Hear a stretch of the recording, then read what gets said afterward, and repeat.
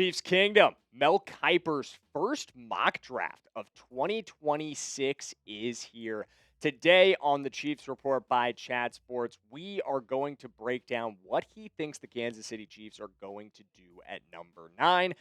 And guys, I think you're really going to like the way this pick goes and the way it fits in with some of the news that's been breaking around the Kansas City Chiefs over the last couple of days that we've already talked about here on the Chiefs Report by Chat Sports. But we'll get into all that on today's show. But first, today, I was walking around the offices here at Chat Sports, and Broncos breakdown host, Trace Moustakis, more commonly known as Moose, he comes up to me, and you guys know what he says.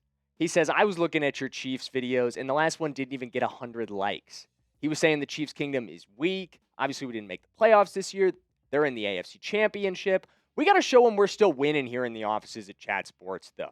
Get this video to 100 likes. Let's go shut up Moose over at Broncos Breakdown. But now let's get into Mel Kiper's mock draft. Here's what he had going down on the first couple of picks. Fernando Mendoza at 1. That's no real surprise. I think we've known that Fernando Mendoza is going to be a Raider for a pretty long time now. So not a huge shock on that front. Arvell Reese going number 2, the edge rusher / linebacker from Ohio State to the Jets. With Dante Moore out of the draft cycle, that's becoming a more and more interesting pick. Where do the Jets go at number 2? He's got him going edge. I don't think that's the worst option in the world. Francis Mauigoa, the offensive tackle out of Miami, goes 3rd to the Cardinals. David Bailey, somebody that we've talked about a lot on this channel as potentially being a target for the Chiefs. He goes off the board way before we're on it, number 4 to the Titans. So that's not going to happen for us. Carnell Tate, 5th overall to the Giants. That's another guy we've talked about a good deal, someone I would have loved to be a Kansas City Chief. Maybe there's a chance he slides down to us, but it's not going to happen in this mock draft. Spencer Fano, the offensive tackle / offensive guard. There's a little bit of both in him. His profile is a little interesting. Out of Utah, he goes 6th overall to the Cleveland Browns. Rueben Bain Jr., that's another guy that we've talked about a lot. Someone you guys know, if you're one of our real ones, already subscribed and been watching our draft coverage, that's a huge pick. Favorite of mine, someone I would really love to see go to Kansas City. He's off the board just before we're on it. And then Jordyn Tyson, the wide receiver from Arizona State. He ends up going to the Saints at number 8, which brings us up on the board.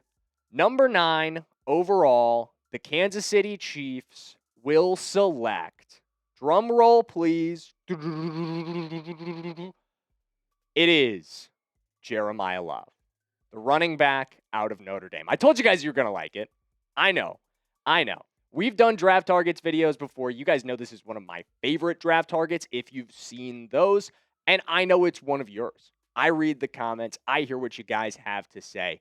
And I know how popular the idea of picking Jeremiyah Love is. And I totally understand why. And I think Mel Kiper's logic on it is pretty sound as well. Here's what he had to say about Jeremiyah Love. He said the Chiefs make their first pick in the top 10 since they took Patrick Mahomes at number 10 in 2017 and promptly used the selection to get a game-changing running back to pair with their star quarterback. Improving the run game could open up the offense in a big way. He follows up. Isaiah Pacheco and Kareem Hunt are both free agents. It's time to inject some juice into this ground attack. Ignoring positional value, Love is the second best prospect on my big board. So guys, we are getting the second best prospect on Mel Kiper's big board, 9th overall in this year's draft. Bang. That's good value, if you ask me. And I would have to agree with Jeremiyah Love being that kind of player. And we're going to get into the strengths that I see with Jeremiyah Love later in today's episode. But first, I know some of you are probably interested. Who else was available at number 9? Who did we pass on in Mel Kiper's mind, again, to take Love? Well, number 1, another guy I know you guys are big fans of. I'm a big fan of him as well. I've been starting my scouting process on the receivers outside of Carnell, Tate, in the deeper rounds as well. But Mekhi Lemon, he won't be there in the deeper rounds. But he is a fantastic receiver out of USC. Really, really fun deep threat guy. Keldrick Falk edge rusher out of Auburn, another guy we've talked about pretty extensively. He was also available. I want to say he ended up going 13th in this draft to the Los Angeles Rams. Akeem Mesidor. I was pretty surprised to see how early he went, but he's somebody I've seen some Chiefs float out there, especially after the national championship game, where he obviously, along with Rueben Bain, went off, made life hell for Fernando Mendoza, made it as hard as possible for that Indiana team to get that job done, even though they ultimately did. And then lastly, another guy we've talked about pretty extensively on the show, Kenyon Sadiq, the tight end out of Oregon, the proposed heir apparent to Travis Kelce were he to retire this offseason. So those are 4 guys that we ultimately ended up passing on. But I want to hear from y'all. Before we get into some more breakdowns of Jeremiyah Love, how he would fit into Kansas City, what would you grade the pick if we did take Jeremiyah Love at number 9? Would you give this an A, a B, a C, a D, or an F? I want you to let me know in the comments. Get your red pen out. You're playing teacher today. You're writing a draft column on April 28th or 29th, whatever it would be, the day after the draft. Grading the first round picks, and it's time to grade Jeremiyah Love at number 9. What are you giving that pick? Because, guys, if I had to do it, A-. This is a hit. This is a hit. And if you haven't seen the stats, believe it, man. 199 carries for almost 1,400 yards this year at Notre Dame, where they don't just play trash teams at Notre Dame. I know they get some hate for their schedule because they get to make it every year as an independent, but I do feel like they go out of their way to schedule some tougher teams. You know, they played Texas A&M this year. They faced Miami. 21 total touchdowns for him, almost 7 yards per clip. And this is something I've talked about when we talked about Jeremiyah Love. This would be finally, and I don't think you can ever say this about Patrick Mahomes in his career, maybe bar the first season of Kareem Hunt's career where he was phenomenal, that he would be paired with a truly, excuse me, Mahomes wasn't even there for the first season of Kareem Hunt's career. Why am I saying that? Mahomes has never had an elite running back in his career. Mahomes has never been paired with a truly elite number 1 back like Jeremiyah Love. Look at this list of strengths. I put this together. He is a high school sprinter who runs like the wind.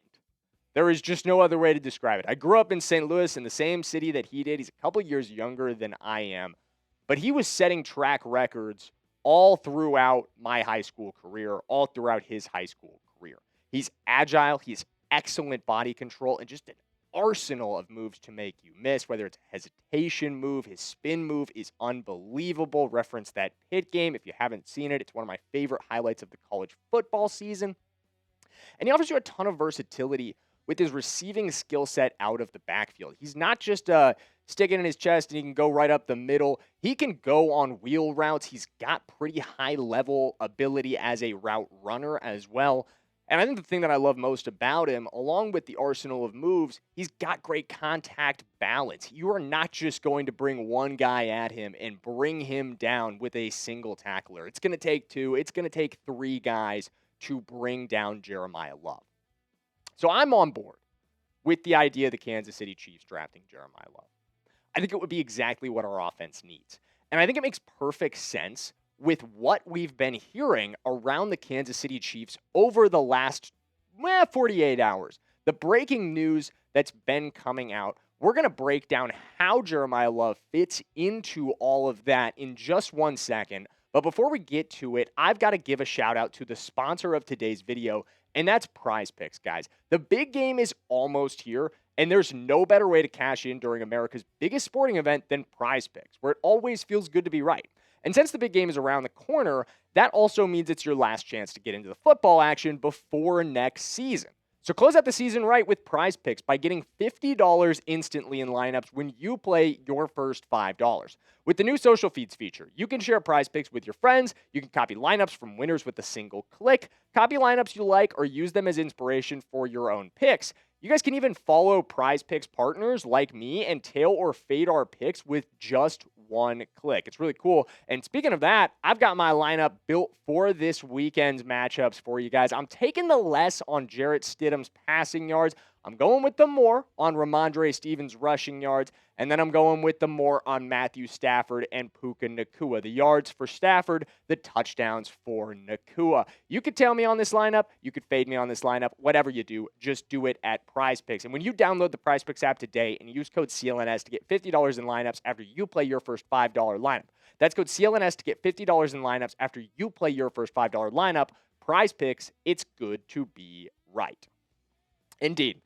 And it seems like the people who were saying Eric Bieniemy is coming to Kansas City as the offensive coordinator, while it still hasn't been officially announced, which is kind of weird. I tweeted about that today. Why has Kansas City not officially announced the Eric Bieniemy hire? They've been silent on social media about it, despite the fact that it's been out for the last 48 hours. It's a little odd, but all of that, I really don't think it's up in the air at this point. I think Eric Bieniemy is very likely to be the Kansas City Chiefs offensive coordinator. So, with that being said, I'm starting to warm up to things a little bit here. Maybe this is just acceptance on my end, but there's been a couple things over the last 24 hours, one of which is the drafting of Jeremiyah Love being projected by Mel Kiper Jr., and the other is this. A quote from Travis Kelce on the New Heights podcast. This is what he had to say in the latest episode. I can't wait to see him back in the building, man. He's one of my favorite coaches of all time. One of my favorite people of all time. I've had so many unbelievable growing moments under him as a player and as a person. It's going to be awesome to see him back in the building.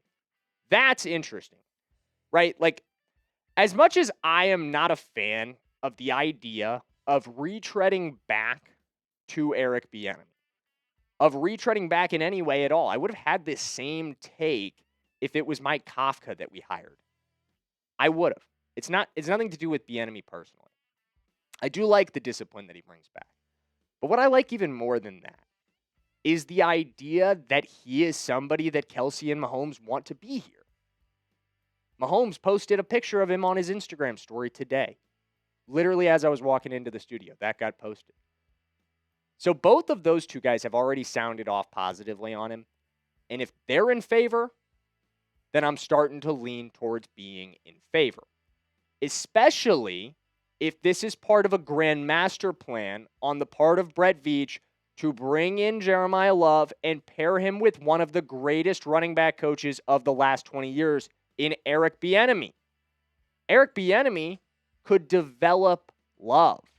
That's what I'm starting to see as a potential plan. If you're not familiar with Bieniemy's background as a running back coach and as a running back himself, he was a record-setting back at Colorado. He still, if I'm not mistaken, holds their all-time rushing yardage record. He spent over a decade in various roles, or not various roles, but with various teams at the NFL and college level as a running back coach as well, for, I believe, 12 total seasons. A lot with Kansas City, a lot with Chicago over the last couple of years. He's also been at UCLA in that role.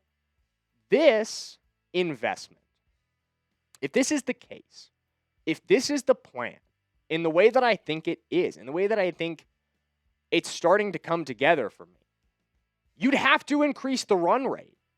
Everything we've been asking for as Chiefs fans, to see Andy Reid run the ball more, might finally come to fruition if this actually is the plan.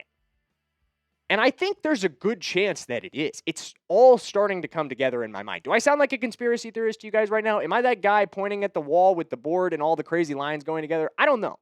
I don't really think so. I don't think this is that far-fetched to say that if you're bringing in Eric Bieniemy, it's highly likely you might draft a generational running back prospect in the first round so that Eric Bieniemy can work with that type of talent. Do you guys agree with me? Am I sounding like that crazy guy? Let me know in the comments or by liking today's video. If you agree with me, if you think Jeremiyah Love is headed to Kansas City to develop under Eric Bieniemy, to become Eric Bieniemy's protege, to become a phenomenal elite back with Patrick Mahomes in that backfield, imagine that backfield. 15 and Jeremiyah Love, man. I love the sound of that. Like today's video if you like the sound of that too. If you don't, if you think I'm wrong, comment and explain why. Let me know in the comments. I don't want you to just say, no, you're not right. I want you to say why. Why do you think that this isn't the case? Why hire Eric Bieniemy if you have no interest in drafting Jeremiyah Love? I want to know. But we've got a lot more Chiefs content on the way for you guys this offseason. We've already put out a perfect offseason plan. I encourage you to go check that out. But coming up very soon, next week, we're going to do a top 5 Chiefs free agent targets. Going to be some really interesting names on this list. Make sure you hit that subscribe button and don't miss that one. We'll see you guys then.